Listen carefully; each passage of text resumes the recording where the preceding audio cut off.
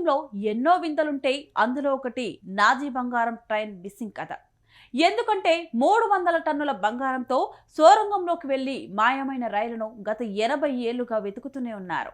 అయినా దాని ఆచూకీ మాత్రం ఇప్పటి వరకు ఎవరూ కనిపెట్టలేకపోయారు.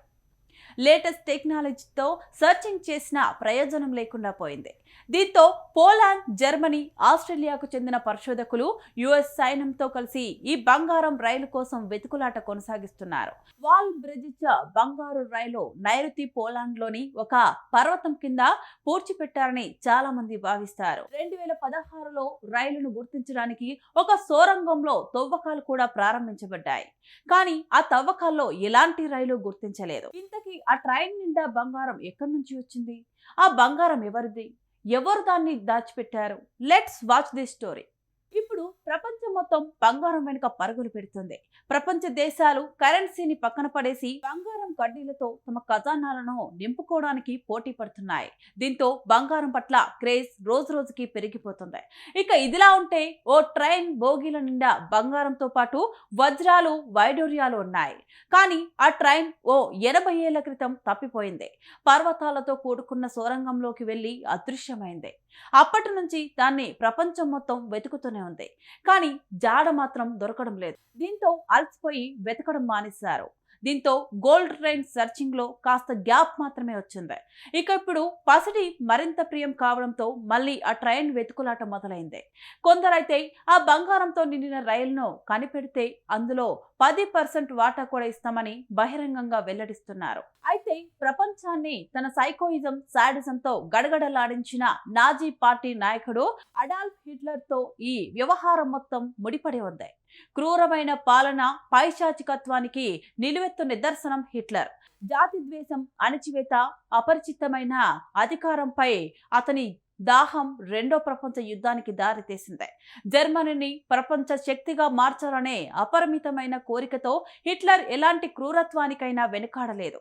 పోలాండ్ ఆక్రమణతో ప్రారంభమైన ఈ యుద్ధం ప్రపంచ వ్యాప్తంగా కోట్లాది మంది మరణానికి కారణమైంది.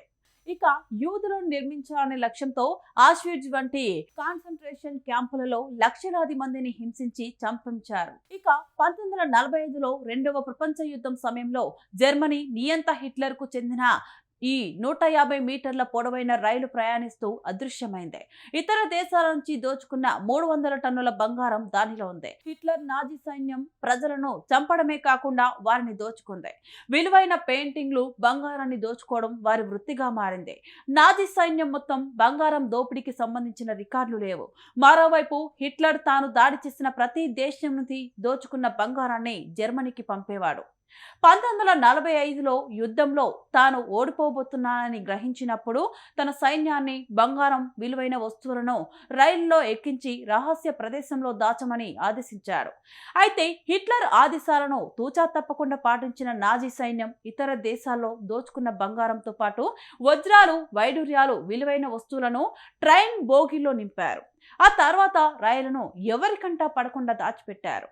అప్పటి నుంచి బంగారంతో నిండిన రైలు కోసం ప్రపంచం మొత్తం వెతుకుతోంది. కానీ ఆచూకీ మాత్రం దొరకలేదు. ఇక రోనాల్డ్ జ్వేగ్ తన పుస్తకంలో ఈ నాజీ రైలు గురించి రాశారు. హంగేరియన్ యూదుల గురించి దొంగిలించిన బంగారం, నగలు, విలువైన వస్తువులతో ఆ రైలు నిండి ఉందని ఆ పుస్తకంలో వివరించారు.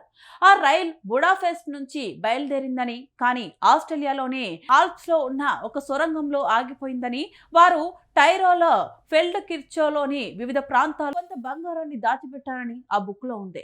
దీంతో దాదాపు 300 టన్నుల బంగారంతో నిండిన రైలు కోసం ఇప్పటికీ చాలా మంది పరిశోధకులు వెతుకుతున్నారు.